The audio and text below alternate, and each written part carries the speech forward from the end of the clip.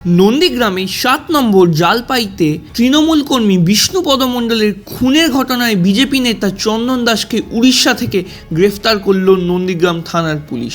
এ বিষয়ে রাজ্যে বিধানসভা বিরোধী দল নেতা শুভেন্দু অধিকারী বলেন, এখানকার পুলিশ গ্রেফতার করছে না, বাইরের পুলিশ এসে গ্রেফতার করে নিয়ে যাচ্ছে। পুলিশ ব্যস্ত বিজেপি নেতাদের নামে মিথ্যে মামলা করতে। কিছুক্ষণ আগে চন্দন দাস নামে আমাদের এক কর্মীকে উড়িষ্যা থেকে গ্রেফতার করেছে তুহিন বিশ্বাস।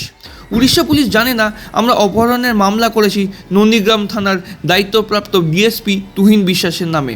সেই সঙ্গে নন্দীগ্রামে মৃত তৃণমূল কংগ্রেস কর্মীর খুনের ঘটনায় যে একাধিক বিজেপি কর্মীর নামে মিথ্যে মামলা দেওয়া হয়েছে তা নিয়ে কোর্টে যাওয়ার কথাও তিনি বললেন।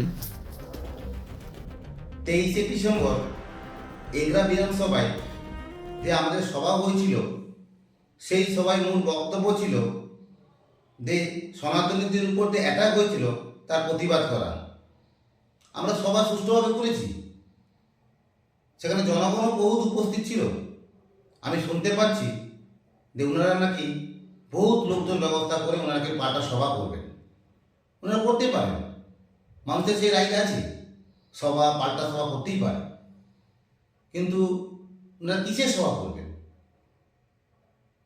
সেই সভাটা হচ্ছে যারা হিন্দুদের উপর অ্যাটাক করেছে তাদেরকে সমর্থন করা। ওনারা ভোটে রাজনীতি করছে, কিন্তু আমরা জানি, আমরা ছোটবেলায় পড়াশোনা করেছি,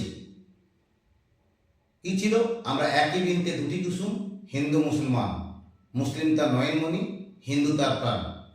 আমরা যেভাবে ছিলাম, হিন্দু ভাই ভাই ভাবে, হিন্দু মুসলিম ভাই ভাই হিসেবে ছিলাম, কিন্তু এখন কি হচ্ছে, হিন্দুদের সঙ্গে মুসলিমদের ভাগাভাগি করার চেষ্টা করছেন, তাতে ভোটের রাজনীতি তৈরি করা যেতে পারে। জনগণ বুঝতে পেরে গেছেন যে আগামী 26 ইলেকশনে কী করতে হবে, তাই তারা বলতে চাইছেন প্রচুর লোকজন নিয়ে আসবো। নিয়ে আসতেই পারে, ওদের ক্ষমতা আছে, সরকার আছে, পুলিশ আছে, উনি পুলিশ মন্ত্রীও আছেন, এখানে বিধায়ক আছেন, সব শাসক, সব আমরা দখল করে নিয়েছেন।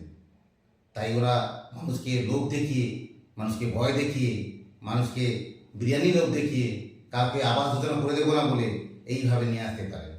তাই জনগণ